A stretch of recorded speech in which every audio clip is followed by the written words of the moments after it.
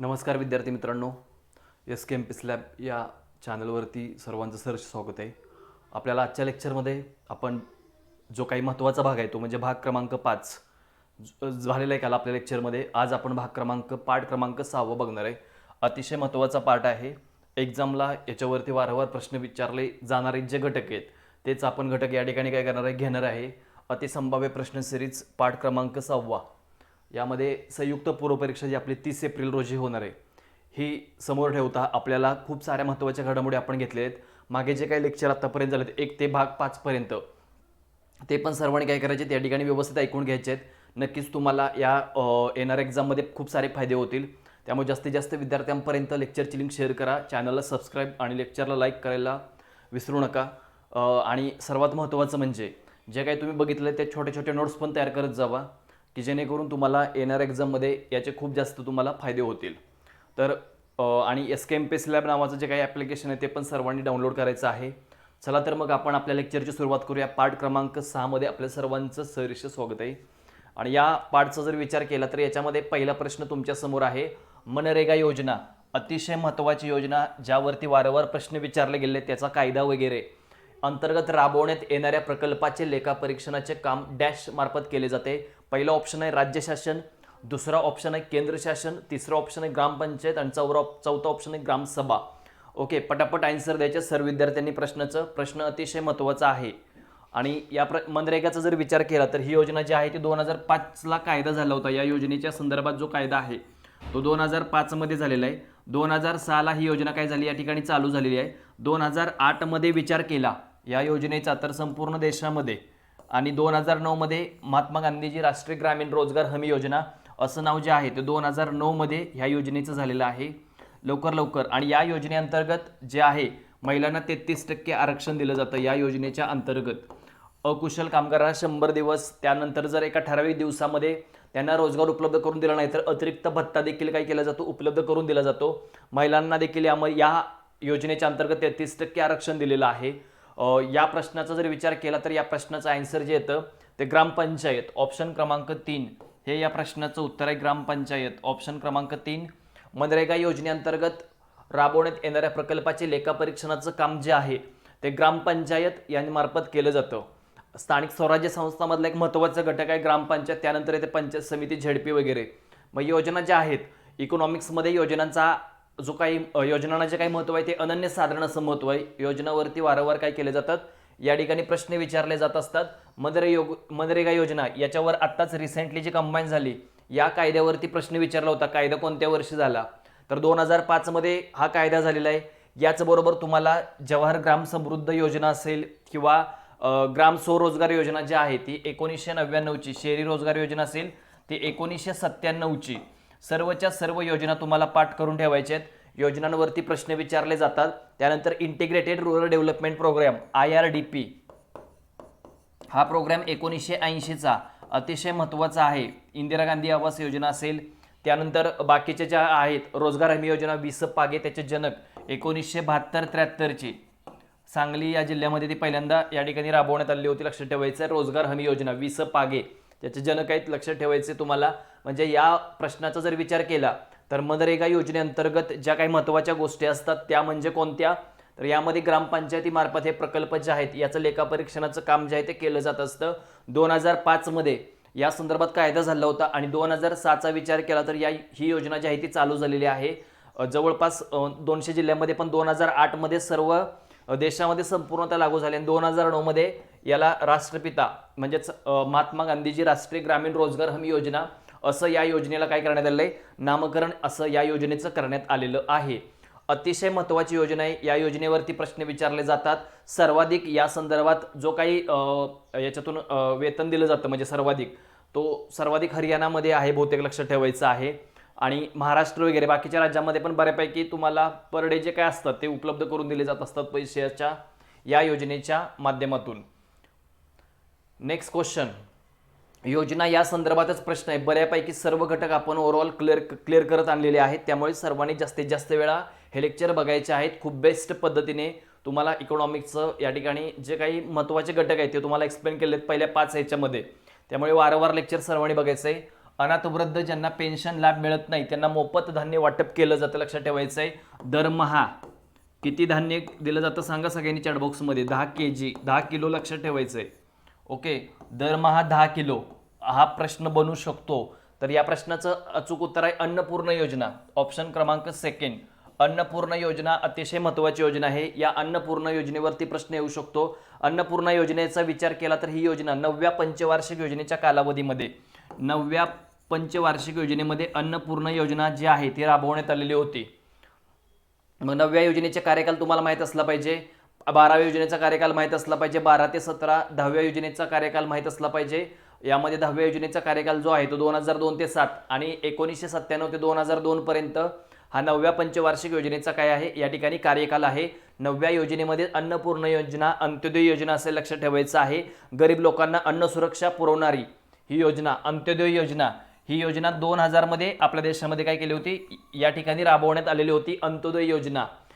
ह्या योजना ज्या आहेत या योजनेवरती प्रश्न विचारले जातात. जननी सुरक्षा योजना असेल, वाल्मिकी ज्या काही महत्त्वाच्या योजना आहेत त्या योजनांचा अभ्यास करून ठेवायचं तुम्हाला. इंदिरा गांधी आवास योजना असेल, जवाहर ग्राम समृद्धी योजना असेल 1999ची, त्यानंतर रोजगार हमी योजना असेल 2006ची. ओके, राष्ट्रीय ग्रामीण रोजगार हमी योजना, या योजनांचा अभ्यास जर विचार केला तर पेपरमध्ये याला अनन्यसाधारण असं महत्त्व आहे या योजनांच्या बाबतीमध्ये. त्यामुळे या सर्व योजना तुम्हाला करून ठेवायच्या आहेत व्यवस्थित. या योजनांचा विचार केला, अन्नपूर्ण योजना दरमहा तुम्हाला 10 किलो या ठिकाणी धान्य वितरित केलं जाणार आहे. ज्यांना कोणत्याही प्रकारे पेन्शन लाभ मिळत नाही अशा लोकांसाठी, ज्यांना कोणत्याही प्रकारे पेन्शनचा लाभ मिळत नाही अशा लोकांसाठी दरमहा, जे निराधार आहेत, अनाथ वृद्ध लोक आहेत, त्यांना 10 किलो या ठिकाणी दरमहा धान्य उपलब्ध करून देण्यासाठी अन्नपूर्ण योजना जी आहे ती आपल्या देशाच्या 9व्या पंचवार्षिक योजनेमध्ये काय करण्यात आली होती, राबवण्यात आलेली होती. आपण 2 प्रश्न बघितलेत, अतिशय महत्त्वाचे प्रश्न आहेत. मनरेगा योजना असेल, अन्नपूर्ण योजना असेल, 2 योजना आपण काय केल्यात या ठिकाणी इथे क्लिअर केलेल्या आहेत. त्यानंतर या तिसऱ्या योजनेचा विचार केला, अयोग्य विधाने तुम्हाला काय करायचे आहेत, निवडायचे आहेत. अयोग्य विधाने 4 स्टेटमेंट दिलेत, याच्यातून तुम्हाला चुकीचं विधान, अयोग्य म्हणजे चुकीचं आणि योग्य म्हणजे बरोबर तुम्हाला विधाने, पण या प्रश्नाचा विचार केला तर अयोग्य म्हणजे तुम्हाला चुकीची विधाने काय करायची आहेत इथे निवडायची आहेत. या प्रश्नाचा विचार केला, जवाहर नेहरू रोजगार पुनर्स्थान योजना 2005 साली सुरू झालेली आहे. या योजनेचा विचार केला, शहरांचा विकास करणे हे प्रमुख उद्दिष्ट आहे या योजनेचं. महाराष्ट्रातील 5 व देशातील 69 शहरांचा याच्यामध्ये समावेश आहे. मी आधी सांगितले ज्या ठिकाणी आकडा तिथं अंडरलाईन करून ठेवायची. ही योजना आता स्मार्ट सिटी योजनेअंतर्गत विलीन करण्यात आलेली आहे. आता याच्यामध्ये विचार केला तर तुम्हालाही कळालं की याच्यामध्ये 3 स्टेटमेंट तर एकदम परफेक्ट आहे, त्याच्यातून तुमचा अभ्यास होणार आहे. आता पहिलं विधान जे आहे ते अगदी बरोबर आहे. जवाहर नेहरू रोजगार पुनर्स्थान योजना ही जी आहे ही 2005 मध्ये आणि योजना स्मार्ट सिटीमध्ये मर्ज झाली, हे विधान देखील बरोबर आहे. आणि तुम्हाला माहिती आहे स्मार्ट सिटी म्हणजे शहरांचा विकास, हे पण विधान काय होतं या ठिकाणी बरोबर होतं. म्हणजे एकमेकांशी संलग्न विधान आहेत. तर अयोग्य विधाने आहे ऑप्शन क्रमांक 3. आता इथे काहीतरी लक्षात ठेवायचे, तुम्हाला ह्या बाबी लक्षात ठेवायच्या. 100 शहरांचा काहीतरी स्मार्ट सिटी अंतर्गत समावेश करण्यात आलेला आहे आणि या अंतर्गत तुम्हाला ही योजना अतिशय महत्त्वाची आहे. जवाहर नेहरू रोजगार पुनर्स्थान योजना ही 2005 ची योजना आहे, साल लक्षात ठेवायचं. आणि याचं रूपांतर जे आहे ते स्मार्ट सिटी योजना याच्यामध्ये विलीनीकरण या योजनेचं करण्यात आलेलं आहे. कोणत्या योजनेच्या अंतर्गत, स्मार्ट सिटी योजनेअंतर्गत. अतिशय महत्त्वपूर्ण प्रश्न आहे, प्रश्न बनण्याची दाट शक्यता असते. आणि जरी तुम्हाला माहित नसेल तरी एक लॉजिक, एक शेवट पर्याय असतो की लॉजिक जास्तीत जास्त तुम्हाला उपयुक्त ठरत असते याच्यामध्ये. नेक्स्ट क्वेश्चन आहे अर्थसंकल्प या घटकासंदर्भात हा प्रश्न आहे.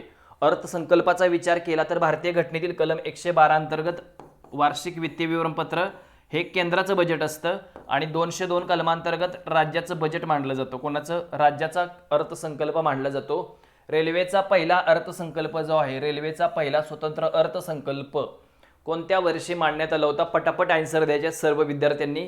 अतिशय महत्त्वपूर्ण प्रश्न आहे. या प्रश्नावरती खूप साऱ्या गोष्टी आपल्याला आसपासच्या या प्रश्नाच्या बाबतीमध्ये काय करायच्या बघायच्या आहेत, त्यामुळे प्रश्न खूप महत्त्वाचा आहे. आता अर्थसंकल्प या शब्दाचा उल्लेख झालाय, म्हणजे घटनेमध्ये अर्थसंकल्प किंवा बजेट या शब्दाचा उल्लेख केला जात नाही, तर वार्षिक वित्तीय विवरणपत्र या शब्दाचा उल्लेख केला जातो. वार्षिक वित्तीय विवरणपत्र या शब्दाचा उल्लेख केला जातो. कशामध्ये? तर आपल्या अर्थसंकल्पामध्ये, कॉन्स्टिट्यूशनमध्ये? या प्रश्नाचं अचूक उत्तर आहे ऑप्शन क्रमांक 4. सर्वांचं बरोबर आहे. 1924 1925 मध्ये. मग यासाठी जर विचार केला तर आपल्या देशामध्ये सर्वात महत्त्वाचा पॉईंट एक म्हणजे 1921 मध्ये एक समिती होती. कोणती समिती? विल्यम ॲकवर्थ समिती होती.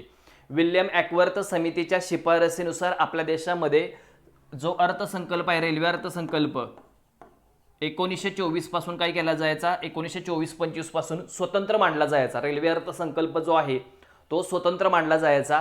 पण रिसेंटली 2016-17च्या अर्थसंकल्पामध्ये काय केलेलं आहे? हा अर्थसंकल्प जो आहे, रेल्वे अर्थसंकल्प, सामान्य अर्थसंकल्पामध्येच काय केलेलं आहे? मर्ज केलेलं आहे. सामान्य अर्थसंकल्पामध्ये हा अर्थसंकल्प मर्ज करण्यात आलेला आहे. त्यामुळे हे विधान अतिशय महत्त्वाचं आहे तुमच्यासाठी. 1921 मध्ये विल्यम ॲकवर्थ समितीची स्थापना करण्यात आलेली होती आणि त्या समितीच्या शिफारसीनुसार 1924 पासून आपल्या देशामध्ये काय केला जातो? रेल्वे अर्थसंकल्प वेगळा मांडला जात होता. पण रिसेंटली विचार केला तर यासाठी वेगळ्या तरतुदी, सामान्य अर्थसंकल्पासाठी वेगळ्या तरतुदी आणि रेल्वे अर्थसंकल्पासाठी वेगळ्या तरतुदी, याच्यामुळेच काय केलंय? सामान्य अर्थसंकल्पामध्येच हा काय केलाय? रेल्वे अर्थसंकल्प मर्ज केलाय विवेक देबरॉय समितीच्या शिफारसीनुसार. आता अर्थसंकल्पाच्या बाबतीमध्ये एक लक्षात ठेवायचं आहे, रेल्वे जे मंत्री असतात, राज्यमंत्री नाहीत, रेल्वे मंत्री जे असतात केंद्रामधले, तो अर्थसंकल्प काय करत असतात? मांडत असतात. म्हणजे स्कोप ऑफ बजेटचा विचार केला तर एक लक्षात ठेवायचे, सुरुवातीला रेल्वे अर्थसंकल्प असायचा. डिसेंबरच्या शेवटच्या वीकमध्ये विचार केला. सेकंड स्टेप असायची की वार्षिक वित्तीय विवरण, वार्षिक जो आर्थिक पाहणी अहवाल आहे तो असायचा. आणि तिसरी स्टेप, तिसऱ्यांदा लक्षात ठेवायचं, सामान्य अर्थसंकल्प असायचा. म्हणजे ह्या 3 बाबी ठरलेल्या असायच्या. आणि फेब्रुवारीच्या शेवटच्या दिवसामध्ये काय केले जायचे? अर्थसंकल्प असेल, रेल्वे अर्थसंकल्प, वार्षिक म्हणजे आणि आर्थिक पाहणी अहवाल, आणि त्याच्यानंतर जे असेल ते म्हणजे सामान्य अर्थसंकल्प आपल्या देशामध्ये काय केला जात होता? मांडला जात होता. पण रिसेंटली काय केलंय? अरविंद सुब्रमण्यन समितीच्या शिफारसीनुसार 2016-17 पासून काय केलेलं आहे? आपला अर्थसंकल्प जो आहे तो 1 फेब्रुवारीला मांडला जातो. आणि त्याच्या आधी एक दिवस, जानेवारीच्या शेवटच्या आठवड्यामध्ये, शेवटच्या दिवशी काय असतो या ठिकाणी? तर आर्थिक पाहणी अहवाल मांडला जात असतो. आर्थिक पाहणी अहवाल जो आहे तो मांडला जातो. टॉपिक अतिशय महत्त्वाचा आहे. या टॉपिकवरती वारंवार आयोगाने काय केले? त्या ठिकाणी प्रश्न विचारलेले आहेत. त्यामुळे या बाबी तुम्हाला इथे व्यवस्थित लक्षात ठेवायचे. 2016-17 पासून सामान्य अर्थसंकल्पामध्ये रेल्वे अर्थसंकल्प काय केलेलं आहे? मर्ज करून, म्हणजे मर्ज करण्यात आलेला आहे. मग इकडे जर विचार केला 1 फेब्रुवारीला, कारण याच्यामध्ये विचार केला ओट ऑन अकाउंटचा, तर लेखानुदानाची गरज लागत होती. मात्र आता लेखानुदानाची गरज जी आहे ती सरकारला लागणार नाही संसदेकडून, कारण आपला अर्थसंकल्प जो आहे तो आता कधी घेतलेला आहे? 1 फेब्रुवारीला तो आता घेतला जातो. आणि जानेवारीच्या शेवटच्या आठवड्यामध्ये आपल्या देशामध्ये जो अधिवेशनाचा विचार केला संसदेचं, तर अर्थसंकल्पीय अधिवेशन चालू होतं आणि आर्थिक वर्ष चालू होण्याच्या आधीच ते काय होत असतं? पारित होत असतो अर्थसंकल्पीय अधिवेशनामध्ये अर्थसंकल्प. त्याच्यामुळे ओट ऑन अकाउंटची काय होत नाही या ठिकाणी? गरज भासत नाही. हे तुम्हाला इथे काय करायचे? लक्षात ठेवायचं आहे. मग अर्थसंकल्पाच्या बाकीच्या घडामोडींचा विचार केला तर याचे एकूण 3 प्रकार पडतात. एक म्हणजे सर्वात महत्त्वाचा बॅलन्स्ड बजेट, दुसरा आहे सरप्लस बजेट आणि तिसरा आहे डेफिसिट बजेट. आपल्या भारतासारख्या विकसनशील देशामध्ये कोणता अर्थसंकल्प मांडला जातो? तर तुटीचा अर्थसंकल्प मांडला जातो. कारण या तुटीच्या अर्थसंकल्पाचा विचार केला तर जमेपेक्षा जो खर्च आहे तो काय असतो? जास्त असतो. जमेपेक्षा खर्च जास्त असतो आणि त्यामुळे विकासाला चालना मिळते. त्यामुळे विकसनशील देशामध्ये असेच अर्थसंकल्प मांडले जातात. पण याचा अर्थव्यवस्थेवर असा परिणाम होतो की आपल्या देशामध्ये भाववाढ निर्माण होते. म्हणजेच काय? तर चलनवाढीची परिस्थिती निर्माण होत असते आपल्या देशामध्ये. त्यालाच आपण महागाई असे देखील म्हणतो. काय म्हणतो त्याला आपण?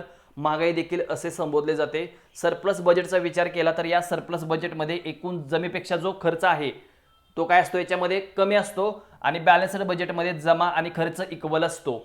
जमा आणि खर्च काय असतो? याच्यामध्ये इक्वल, म्हणजे समान समान असतो जमा आणि खर्च. हे तुम्हाला इथे विचारात घ्यायचं आहे. त्याचबरोबर अर्थसंकल्पाच्या रचनेचा विचार केला तर या अर्थसंकल्पाच्या रचनेच्या बाबतीमध्ये 2 घटक सर्वात महत्त्वाचे आहेत. ते 2 घटक म्हणजे कोणते? तर महसुली अर्थसंकल्प, रेव्हेन्यू बजेट, आणि दुसरं लक्षात ठेवायचं म्हणजे महसुली अर्थसंकल्प, आणि कॅपिटल बजेट म्हणजे भांडवली अर्थसंकल्प.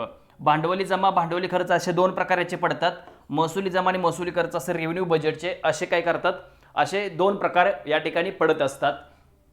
त्यामुळे सार्वजनिक वित्त हा जो टॉपिक आहे तो अतिशय तुमच्यासाठी काय आहे? महत्त्वपूर्ण असणार आहे. त्यानंतर नेक्स्ट क्वेश्चन आहे द प्लॅनड इकॉनॉमी फॉर इंडिया. या पुस्तकाचे लेखक कोण आहेत? या पुस्तकाचे लेखक तुम्हाला सांगायचे आहेत दादाभाई नौरोजी. सेकंड पॉईंट आहे रमेशचंद्र दत्त, तिसरा आहे रानडे आणि चौथा आहे एम विश्वेश्वरय्या. प्लॅनिंग हा जो टॉपिक जर विचार केला तर याच्यामध्ये पंचवार्षिक योजनांचा अभ्यास तुम्हाला करायचा असतो. लवकर लवकर आन्सर द्यायचा आहे. प्लॅनड इकॉनॉमी फॉर इंडिया. ओके, 1934 मध्ये हा ग्रंथ लिहिलेला होता. नियोजन करा किंवा नष्ट करा अशा प्रकारचा संदेश देखील त्या व्यक्तीने दिलेला होता. यानंतर आपल्या देशामध्ये आर्थिक नियोजन समिती असेल 1938 मध्ये. ही जी 1938 ची समिती आहे ती पंडित जवाहर नेहरू यांच्या अध्यक्षतेखाली करण्यात आली होती, स्थापन करण्यात आली होती. त्यानंतर पुढे 1944 ची योजना असेल, त्यानंतर 1945 ची योजना असतील, लक्षात ठेवायचं आहे. बॉम्बे योजना असेल, गांधी योजना असेल, सर्वोदय योजना असेल, त्यानंतर 1950 ची सर्वोदय असेल योजना वगैरे. या योजनांचा देखील आपल्याला अभ्यास करायचा आहे. जोड्या लावाला याच्यावरती प्रश्न विचारले जातात. तर या प्रश्नाचं अचूक उत्तर आहे ऑप्शन क्रमांक 4 एम विश्वेश्वरय्या. ऑप्शन क्रमांक 4 एम विश्वेश्वरय्या हे या प्रश्नाचं उत्तर आहे. नियोजन करा अथवा नष्ट व्हा अशा प्रकारचा संदेश जो आहे तो यांनी काय केला होता या ठिकाणी दिलेला होता. मग यामध्ये प्लॅनड इकॉनॉमी फॉर इंडियाचा विचार केला तर एम विश्वेश्वरय्या हे या प्रश्नाचं उत्तर आहे. आपल्या देशामध्ये पंचवार्षिक योजना आखण्याचं काम जे आहे ते 1950 पासून नियोजन आयोग यांच्या मार्फत केलं जात होतं. त्यानंतर NDC पण होतं आपल्या देशामध्ये, नॅशनल डेव्हलपमेंट कौन्सिल. याची जी स्थापना आहे ती 6 ऑगस्ट 1952 मध्ये करण्यात आली आहे, नॅशनल डेव्हलपमेंट कौन्सिलची स्थापना. आणि यामध्ये सर्वात महत्त्वाची तरतूद म्हणजे काय तर पंचवार्षिक योजनांना मंजुरी देणे, पण अंतिम मंजुरी देण्याचं काम जे आहे ते आपल्या देशाचे पार्लमेंट करत असते. मग यामध्ये अजून ज्या काही महत्त्वाच्या गोष्टी आहेत, आतापर्यंत आपल्या देशामध्ये 12 पंचवार्षिक योजना आखल्यात आणि नियोजन आयोगाच्या जागेवरती 1 जानेवारी 1950 ला नीती आयोग काय करण्यात आलाय, स्थापन करण्यात आलाय. Niti Aayog, national institution for transforming India, Niti आयोगाची स्थापना करण्यात आलेली होती आपल्या देशामध्ये. मग यामध्ये एक लक्षात ठेवायचं आहे, दादाभाई नौरोजी यांनी दारिद्र्य संदर्भात एक ग्रंथ देखील लिहिलेला होता. राष्ट्रीय उत्पन्नाचं मोजमाप त्यांनी सर्वप्रथम केलं होतं 1867-68 मध्ये. आणि इकडे लक्षात ठेवायचं या प्रश्नाचं अचूक जे उत्तर आहे ते ऑप्शन क्रमांक 4 हे या प्रश्नाचं अचूक उत्तर आहे. 12च्या 12 योजनांचे कार्यकाल पाठ असले पाहिजेत. आपण ॲप्लिकेशनमध्ये हे लेक्चर घेतले, 3 भागामध्ये घेतलेले, लक्षात ठेवायचं आहे. 1951 ते 56 हा जो प्रश्न आहे हा MPSCने 2019च्या कंबाईनला विचारलेला होता. 2018च्या कंबाईनला बहुतेक हा प्रश्न होता. 1951 ते 56 हा पहिल्या योजनेचा कार्यकाल आहे आणि पहिल्या योजनेमध्ये कृषीवरती सर्वाधिक भर देण्यात आलेला होता. आणि याचं प्रतिमान जे आहे ते हेरॉड डोमर हे काय होतं, याचं प्रतिमान होतं. द प्लॅनड इकॉनॉमी फॉर इंडिया हा जो ग्रंथ आहे तो एम विश्वेश्वरय्या यांनी काय केलेला आहे, लिहिलेला आहे. हे तुम्हाला या प्रश्नाच्या बाबतीमध्ये व्यवस्थित लक्षात ठेवायचं आहे. त्यानंतर नेक्स्ट क्वेश्चन, 12व्या पंचवार्षिक योजनेच्या बाबतीमध्ये हा प्रश्न आहे. 12वी पंचवार्षिक योजना, शाळेत जाण्याचे सरासरी डॅश वर्ष वाढ करण्याचे लक्ष्य आहे. 10 वर्ष, 7 वर्ष, 5 वर्ष आणि 3 वर्ष. 12व्या पंचवार्षिक योजनेवरती वारंवार आयोगाने प्रश्न विचारलेले आहेत. त्यामुळे 12व्या योजनेचा अभ्यास तुम्हाला खूप व्यवस्थितरित्या करायचा आहे, कारण 12वी योजना ही अतिशय महत्त्वाची योजना आहे.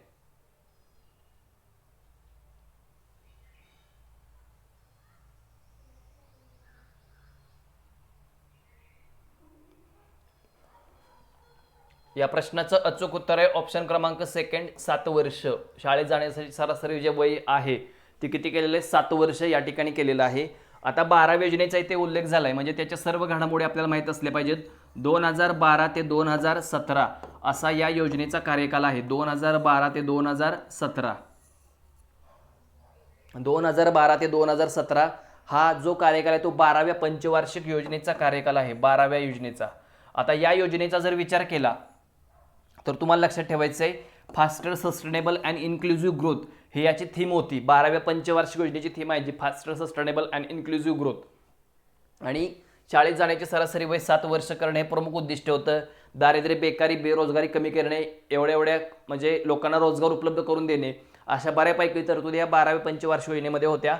11व्या योजनेच्या कार्यकालाचा विचार केला तर 2007 ते 2012 हा 11व्या पंचवार्षिक योजनेचा कार्यकाल आहे. आणि याच्यामध्ये याची थीम होती जलद व सर्वसमावेशक वृद्धी, असा याचा थीम होती. 2007 ते 12 या योजनेचा कार्यकाल होता. आणि या दोन्ही पण योजनेचा विचार केला तर सामाजिक सेवा वगैरे याच्यावरती सर्वाधिक भर देण्यात आलेला होता.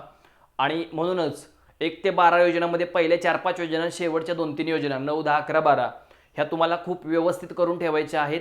यावरती प्रश्न विचारले जातात, या योजनावरती प्रश्न विचारले जातात. म्हणून या योजना खूप व्यवस्थितरित्या तुम्हाला करून ठेवायच्या आहेत.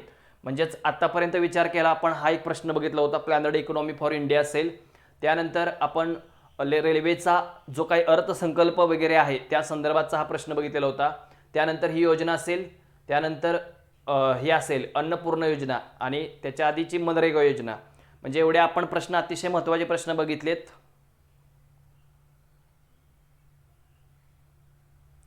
पुढचा प्रश्न आहे, भारतासाठी मिश्र अर्थव्यवस्थेची शिफारस जी आहे सर्वप्रथम कोणत्या योजनेमध्ये करण्यात आली होती? जनता योजना, विश्वेश्वरय्या योजना, बॉम्बे योजना आणि गांधी योजना. ओके, गांधी योजना असेल, सर्वोदय योजना असेल, कोलंबो योजना असेल, ह्या योजना खूप व्यवस्थित करायच्या आहेत. ओके, मिश्र अर्थव्यवस्था, अर्थव्यवस्थेचे एकूण 3 प्रकार आहेत, लक्षात ठेवायचं आहे. भांडवलशाही अर्थव्यवस्था, त्यानंतर दुसरा प्रकार आहे लक्षात ठेवायचं समाजवादी अर्थव्यवस्था, आणि तिसरा जो प्रकार आहे तो म्हणजे कोणता, तर मिश्र अर्थव्यवस्था. मिश्र अर्थव्यवस्थेचा स्वीकार आपण स्वातंत्र्यानंतर केलेला आहे, पण आपली अर्थव्यवस्था जी आहे ती 1991 नंतर मिश्रकडून मुक्तकडे जात असते. आपली अर्थव्यवस्था मिश्रकडून मुक्तकडे गेली आहे. याचं महत्त्वाचं कारण म्हणजे LPG, खाजगीकरण, जागतिकीकरण, उदारीकरण असेल, हे एक महत्त्वाचं याच्यातलं धोरण असेल. त्यानंतर सेकंड पार्ट असेल, याच्यामध्ये आपण टॅक्स संदर्भात रिफॉर्म झाले होते आपल्या देशामध्ये. त्याचबरोबर बँकिंग सेक्टर संदर्भात रिफॉर्म्स, बऱ्याच गोष्टी ह्या ज्या आहेत त्या 1991 मध्ये झाल्या होत्या. त्यामुळे 1991चा विचार केला तर आपल्या देशाने मिश्र अर्थव्यवस्थेकडून मुक्त अर्थव्यवस्थेकडे प्रवास करायला सुरुवात केलेली आहे. मिश्र अर्थव्यवस्थेचा विचार केला तर दोन्ही सेक्टरचा याच्यामध्ये समावेश असतो. एक खाजगी आणि दुसरा लक्षात ठेवायचे सार्वजनिक, या दोन्ही सेक्टरचा याच्यामध्ये विचार केला जातो. म्हणजे ती व्यक्ती आणि त्या व्यक्तीचा जो काही समाज आहे त्या दोन्ही बाबींचा याच्यामध्ये विचार केला जातो. समाजवादी अर्थव्यवस्थेमध्ये फक्त सार्वजनिक म्हणजे यांचा विचार केला जातो, आणि भांडवलशाही अर्थव्यवस्थेमध्ये व्यक्ती स्वातंत्र्य असतं, म्हणजे फक्त व्यक्तीचा विचार. म्हणजे खाजगी जे उत्पादनाची साधने असतात ते काय असतात, इथं खाजगी मालकीची असतात. भांडवलशाही कॅपिटलिस्टिक इकॉनॉमीमध्ये जी उत्पादनाची साधने असतात ती याच्यामध्ये कोणाची असतात, खाजगी मालकीची असतात. त्याच्यामुळे त्यालाच आपण या ठिकाणी सगळ्यात महत्त्वाची जी तरतूद आहे लक्षात ठेवायची ती कोणती तरतूद आहे इकडे,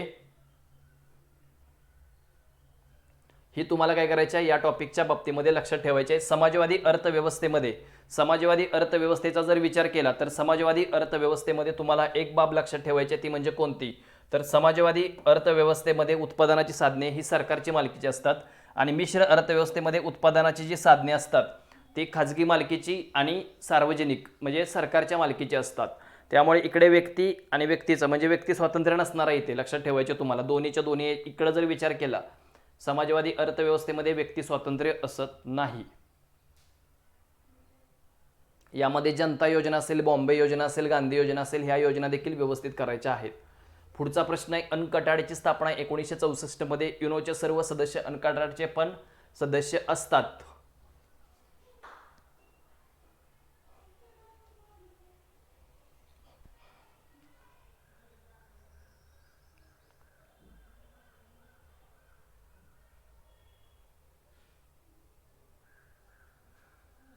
United Nation Cooperation Trade and development 1964 अगदी बरोबर आहे. याची स्थापना अनकटाड जो काही इन्व्हेस्टमेंट इंडेक्स वगैरे आहे यांच्या मार्फत काउंट केला जात असतो, लक्षात ठेवायचं आहे. युनोचे सदस्य अनकटाडचे पण सदस्य असतात कारण याची उपसंस्था आहे, लक्षात ठेवायचे.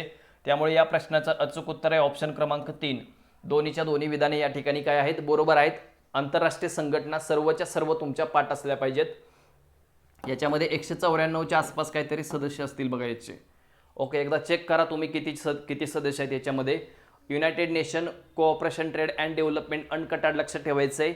वर्ल्ड इन्व्हेस्टमेंट रिपोर्ट जो आहे तो यांचा आहे.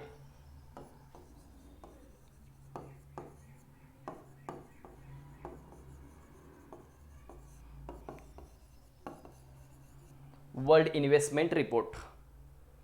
पुढे खूप महत्त्वाचा प्रश्न आहे गॅट या संदर्भात. WTOच्या बाबतीमध्ये तुम्हाला लक्षात ठेवायचे 2 विधाने दिलीच. राऊंड जिनेवा येथे झाला. गॅटची सदस्य संख्या सुरुवातीला 23 होती. यामध्ये लक्षात ठेवायचे 1944 मध्ये ही जी परिषद आहे लक्षात ठेवायचे झालेली होती. याच्यामध्ये आपल्या देशाचे प्रतिनिधित्व CD देशमुख जे रिझर्व्ह बँक ऑफ इंडियाचे पहिले भारतीय गव्हर्नर आणि टोटल RBIचे तिसरे गव्हर्नर यांनी केलेली आहे. हे तुम्हाला इथे लक्षात ठेवायचं आहे. गॅटचा विचार केला general agreement tariff and trade, हे याचा फुल फॉर्म आहे. याची स्थापना 1947 मध्ये, पण याचं कार्य जे चालू झालंय ते 1948 मध्ये याचं कार्य काय झालेलं आहे, चालू झालेलं आहे. त्यानंतर याच्या जागेवरती 1 जानेवारी 1995ला WTO वर्ल्ड ट्रेड ऑर्गनायझेशनची काय झाली, स्थापना झालेली आहे 1 जानेवारी 1995 मध्ये. याचं मुख्यालय स्वित्झर्लंड जिनिव्हा या ठिकाणी आहे, लक्षात ठेवायचं आहे. ओके, जिनिव्हा स्वित्झर्लंड या ठिकाणी. आणि टोटल मेंबर्स याच्यामध्ये 164 आहेत. 164वा जो देश आहे तो अफगाणिस्तान याचा सदस्य झालेला आहे. भारत जो आहे तो संस्थापक सदस्य आहेत. याचे राऊंड असतील, बॉक्स असतील, blue box, Ambar box, green box वगैरे याचा अभ्यास असला पाहिजे. WTOच्या ॲग्रीमेंट पार्ट असल्या पाहिजेत. General agreement, trade and services वगैरे, जे गॅट्स वगैरे सगळे ॲग्रीमेंट क्लिअर असले पाहिजेत. याच्यावरती कंबाईनला प्रश्न विचारला जातो, म्हणून सांगतोय टॉपिक खूप व्यवस्थित करायचे तुम्हाला. सर्व ॲग्रीमेंट. अफगाणिस्तान 164 क्रमांकाचा सदस्य. याच्यामध्ये सार्क संघटना असेल, South Asian Association Regional Corporation. 1995ची ढाका बांगलादेश या ठिकाणी त्याचं स्थापना, पण त्याचं मुख्यालय जे आहे ते लक्षात ठेवायचे. ते नंतर काठमांडू नेपाळ या ठिकाणी नेण्यात आलं होतं, पण नंतर एक हल्ला झाल्यानंतर त्यानंतर त्याच्या काही कॉन्फरन्स पार पडलेले नाहीत. पुढे जे एक महत्त्वाचं सर्वात होतं ते म्हणजे कोणते, ओपेक असेल, organization of petroleum exporting countries असेल, ऑस्ट्रेलिया जिनिव्हा या ठिकाणी त्याचं मुख्यालय आहे. भारत काय त्याच्यामध्ये सदस्य नाही. जे पेट्रोलियम एक्सपोर्ट करणाऱ्या ज्या कंट्रीज आहेत त्यांचा समावेश जो आहे तो ओपेकमध्ये केला जातो. ॲपेक असेल, एशियन पॅसिफिक इकॉनॉमिक कंट्रीज, हे ॲपेक, ओपेक वगैरे. सार्क बघितला आपण. त्याच्यानंतर बिमस्टेक असेल, बे of Bengal initiative multi sector cooperation असेल. याची स्थापना 1997 मध्ये, जून 1997 मध्ये. आणि याच्या मुख्यालयाचा विचार केला तर याचं मुख्यालय जे आहे ते बांगलादेश ढाका या ठिकाणी आहे. 7 मेंबर काहीतरी आहेत, ते पाठ करून ठेवा, प्रश्न विचारला जाऊ शकतो याच्यावर. त्यानंतर ब्रिक्स असेल, भारत ह्याच्यामध्ये ब्रिक्सचा विचार केला तर ब्राझील, रशिया, इंडिया, चायना आणि साऊथ आफ्रिका. 2009 मध्ये याची स्थापना. 2011 मध्ये साऊथ आफ्रिका याच्यामध्ये मेंबर झाला होता. आणि याचा विचार केला तर लक्षात ठेवायचं आहे की त्याच्यानंतर त्याच्या कॉन्फरन्स वगैरे होत जातात. आणि ब्रिक्सची बँक पण आहे, NDB नॅशनल डेव्हलपमेंट बँक. हा प्रश्न देखील आयोगाने काय केला होता, या ठिकाणी विचारला होता, NDB ब्रिक्स बँकेसंदर्भात. तो प्रश्नही तुम्हाला बघायचा आहे की त्याच्यामध्ये तो प्रश्न मागच्या ग्रुप सीच्या एक्झाममध्ये होता की NDB ब्रिक्स बँकेचा सदस्य कोण आहे किंवा नाही, असा देखील काय केला जातो, याच्यामध्ये प्रश्न विचारला जातो. त्यामुळे ह्या घडामोडी खूप व्यवस्थित करा, नक्कीच तुम्हाला या लेक्चरचे फायदे होतील. आतापर्यंत आपले 5 पाठ झालेत. हा आपला 6वा पाठ चालू आहे. 5च्या 5 भाग जे आहेत ते सर्वांनी व्यवस्थित बघून घ्यायचे आहेत. ओके. औद्योगिक आजारपण सर्वात जास्त कोणत्या उद्योगामध्ये आढळतं, लक्षात ठेवायचं आहे. म्हणजे खूप सारे उद्योग उभारल्यानंतर त्याला विविध प्रकारचे वित्तीय सहाय्य वगैरे केलं जात नाही. या संदर्भात MSME पॉलिसी ही तुम्हाला माहीत असली पाहिजे. लघु सूक्ष्म संदर्भात कशा स्टेपमध्ये इन्व्हेस्टमेंट तुम्हाला लोन वगैरे उपलब्ध करून दिलं जातं, या संदर्भात एक योजना देखील महत्त्वाची आहे की सूक्ष्म उद्योगांना कर्ज पुरवठा करण्यासाठी मुद्रा योजना, मायक्रो युनिट्स डेव्हलपमेंट रिफायनान्स एजन्सी, लघु, किशोर आणि तरुण या 3 स्टेपमध्ये तुम्हाला कर्ज पुरवठा केला जातो. 50,000 ते 5 लाख आणि 5 लाख ते 10 लाख अशा टाईपमध्ये तुम्हाला काय केला जात असतो, या ठिकाणी कर्ज पुरवठा केला जात असतो. या प्रश्नाचं अचूक उत्तर आहे सर्वात जास्त सूक्ष्म उद्योगांमध्ये तुम्हाला दिसून येईल. ऑप्शन क्रमांक लक्षात ठेवायचे सेकंड. मागच्या प्रश्नाचं उत्तर राहिलेलं आहे. या प्रश्नाचं आन्सर आहे ऑप्शन क्रमांक 4. सर्वच्या सर्व विधाने या ठिकाणी काही बरोबर आहेत, दोन्हीच्या दोन्ही विधाने बरोबर आहेत. आणि इकडं पर्याय क्रमांक 1, औद्योगिक आजारपण जे आहे ते सर्वात जास्त जे आहे ते सूक्ष्म उद्योगांमध्ये तुम्हाला दिसून येणार आहे. त्या संदर्भातच मी काही गोष्टी तुम्हाला काय केल्या तिथे एक्सप्लेन केलेल्या आहेत. अतिशय महत्त्वाच्या या गोष्टी आहेत, त्यामुळे प्रश्न येऊ शकतो. ज्या गोष्टींवरती प्रश्न येऊ शकतो तेच आपण या पार्टमध्ये घेतोय. एक्झामपर्यंत आपले बरेच पार्ट होतील, रोजच्या रोज बघा, नंतर लोड येऊ नये याच्यासाठी. मागणी व पुरवठा यांच्या आधारे रुपयाचे स्वस्त होत असल्याने रुपया घसरत आहे असे म्हटले जाते. रुपयाची किंमत परकीय चलनाच्या संदर्भात कमी करणे त्याला अवमूल्यन असे म्हटले जाते. हे विधान बरोबर आहे. या प्रश्नाचा जर विचार केला तर प्रश्न अतिशय महत्त्वाचा आहे. आता रुपयाच्या डिव्हॅल्युशनचा विचार केला तर आपल्या रुपयाचं डिव्हॅल्युशन 1949 मध्ये सर्वप्रथम झालेलं होतं. त्यानंतर 1966 मध्ये रुपयाचं डिव्हॅल्युशन झालेलं आहे. आणि 1991 मध्ये 1 जुलै, 3 जुलै आणि 15 जुलै असं एकूण 3 स्टेपमध्ये रुपयाचं अवमूल्यन करण्यात आलेलं होतं. रुपयाचं अवमूल्यन 1991ला 22.2%, 1966 मध्ये 36.5% आणि 1949 मध्ये 30.5%. म्हणजे सर्वाधिक डिव्हॅल्युशन जे आहे ते 1966 मध्ये झालेलं आहे. याचा जर विचार केला 30.5%, तर इकडे अर्थमंत्री जॉन मथाई होते, सचिन चौधरी आणि डॉक्टर मनमोहन सिंग ओके, इकडे अर्थमंत्री होते 1991 मध्ये. परकीय चलनाच्या संदर्भामध्ये आपल्या वस्तू आणि सेवांची किंमत म्हणजे आपल्या रुपयाचं मूल्य काय करणे, या ठिकाणी कमी करणे, त्याला काय संबोधलं जातं, तर त्याला या ठिकाणी असं म्हटलं जातं की रुपयाचं अवमूल्यन. रुपयाच्या अवमूल्यनामुळे तुमच्या देशाची आयात कमी होते, आयात कमी, आणि निर्यातीमध्ये वाढ होते, कारण तुमच्या वस्तू आणि सेवांची किंमत आहे काय झालेली असते या ठिकाणी, निर्यात तुमच्या देशाची वाढणार आहे, कारण वस्तू आणि सेवांच्या किमती ज्या आहेत इकडे काय होतात, कमी होतात. लक्षात ठेवायचं आहे, वस्तू आणि सेवांच्या किमतीचा विचार केला तर वस्तू आणि सेवांच्या किमती कमी झाल्यामुळे त्याची मागणी परकीय देशामध्ये वाढते, याचा अर्थ आपल्या देशामध्ये निर्यात वाढते. आणि त्याच्यानंतरची कंडिशन की आपल्या देशामध्ये निर्यात जर वाढली तर भाववाढ होईल, कारण त्यांचा पुरवठा नंतर कमी होतो आणि देशामध्ये महागाई देखील निर्माण होऊ शकते, त्याच्यानंतर महागाई निर्माण होते. ओके, मागणी पुरवठ्याच्या रुपया सोसायलाच रुपया घसरत आहे असं म्हटलं जातं. अगदी बरोबर आहे, याला रुपयाची घसरण नाहीत म्हटलं जात. मागणी आणि पुरवठ्याच्या आधारे ज्या वेळेला परकीय चलनाच्या तुलनेमध्ये विचार केला, जर परकीय चलन साठा आपल्या देशामध्ये आला तर आपला रुपया मजबूत होईल, रुपया वधारेल. पण जर परकीय चलन साठा आपल्या देशातून कमी झाला तर रुपया घसरत आहे असं म्हटलं जातं. घसरणे म्हणजे याला मागणी आणि पुरवठा इंटरनॅशनल लेवलची कारणे कारणीभूत असतात. पण रुपयाची घसरण जी आहे, अवमूल्यन आहे, इथं सरकार कारणीभूत आहे, कारण हे सरकार मुद्दामून अशा प्रकारच्या गोष्टी केल्यानंतर आपल्या देशामध्ये परकीय चलन साठा जो आहे तो प्रचंड येतो. परकीय चलन साठा प्रचंड वाढतो. कशामुळे? रुपयाच्या डिव्हॅल्युशनमुळे, अवमूल्यनामुळे. 3 वेळा डिव्हॅल्युशन झाले, 1949, 66 आणि 1991 मध्ये 30.5%, 36.5% आणि 22.2% हे डिव्हॅल्युशन झालं होतं. आयात कमी होते, निर्यात वाढते, देशांतर्गत वस्तू आणि सेवांच्या किमती कमी होतात सुरुवातीला, पण निर्यात वाढल्यानंतर किमती वाढतात, कारण त्या वस्तू आणि सेवांचा पुरवठा आपल्या देशामध्ये कमी होतो, त्याची काय होते नंतर किंमत वाढते, म्हणजे परत ना आयात आपली वाढणार आहे आणि निर्यात कमी होणार आहे. अवमूल्यनानंतरचे हे लक्षात ठेवायचे तोटे, होणारे तोटे आपण बघितलेत. पण जे कंडिशन तुम्हाला दिसते ती म्हणजे निर्यात वाढणार, आयात कमी होणार. रुपयाच्या अवमूल्यनामुळे ह्या बाबी तुम्हाला काय करायच्या इथे लक्षात घ्यायच्या आहेत. ओके, डॅश समितीने कृषी उत्पन्नावर कर लावण्याची शिफारस केली होती. आता टॅक्स अतिशय महत्त्वाचा शब्द आहे. 265 नंबरच्या आर्टिकलमध्ये याचा उल्लेख केला जातो. भूतलिंगम समिती असेल, वांचू समिती असेल, विजय केळकर समिती ही 2002 ची समिती आहे आणि 2004 ची पण आहे. तर या प्रश्नाचं अचूक उत्तर आहे ऑप्शन क्रमांक 2, राज समिती. कृषी कर लागू करावा असं राज समितीने सांगितलेलं आहे. वांचू समिती प्रत्यक्ष करासंदर्भात आहे. डॉक्टर विजय केळकर समिती प्रत्यक्ष अप्रत्यक्ष कर या संदर्भात याचा उल्लेख केला जातो. मॅट रद्द करावा, त्याचबरोबर इन्कम टॅक्सची करमुक्ती मर्यादा वाढवावी, अशा बऱ्याच गोष्टी डॉक्टर विजय केळकर समितीने सांगितलेल्या होत्या. आता यामध्ये राज समितीने सांगितले कृषी कर लागू करावा.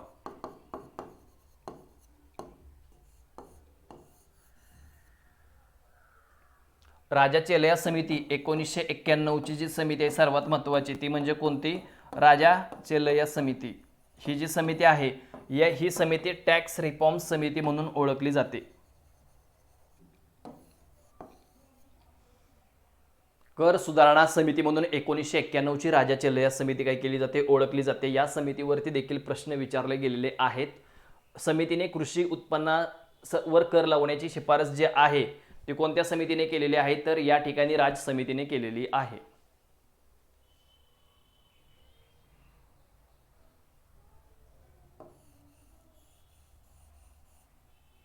पुढचा प्रश्न आहे, भाववाढीवर नियंत्रण ठेवण्यासाठीचा कोणता उपाय चलनविषयक नाही?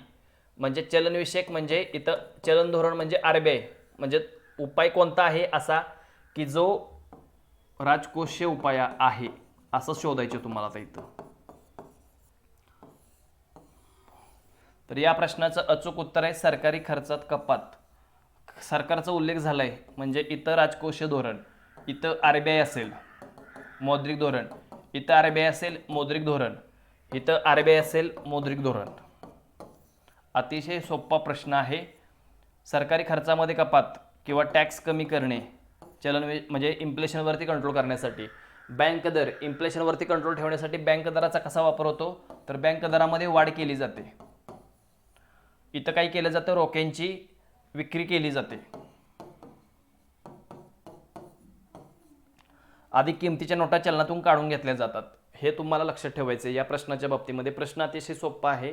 ज्याला ह्या कन्सेप्ट माहीत आहेत त्याला हा प्रश्न बऱ्यापैकी समजून जातो. कारण चलनविषयक उपाय म्हणजे पैशाची मागणी आणि पुरवठा या संदर्भात आहे आणि सरकारचं जमा खर्चाचं धोरण म्हणजे याला काय म्हटलं जातं, राजकोषीय धोरण असे त्याला संबोधले जाते.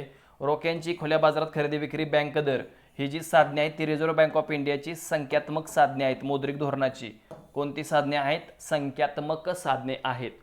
हे तुम्हाला या प्रश्नाच्या बाबतीमध्ये विचारात घ्यायचं आहे. सरकारी खर्चामध्ये कपास, सार्वजनिक कर्ज खर्च असेल, टॅक्स असेल, हे शब्द जे आहेत ते सर्वच्या सर्व राजकोषीय या शब्दाशी कनेक्ट होत असतात. लेक्चर कसं वाटलं सगळ्यांनी सांगायच्या चॅट बॉक्समध्ये. अतिशय महत्त्वाचे प्रश्न आपण या टॉपिकमध्ये घेतलेले आहेत. पार्ट क्रमांक 6 बघितलेला आहे. खूप महत्त्वाच्या योजना, RBI असेल, राजकोषीय धोरण असेल, हे सर्व घटक आपण घेतलेत. आणि पार्ट क्रमांक 7 हा उद्या संध्याकाळी 9 वाजता असणार आहे.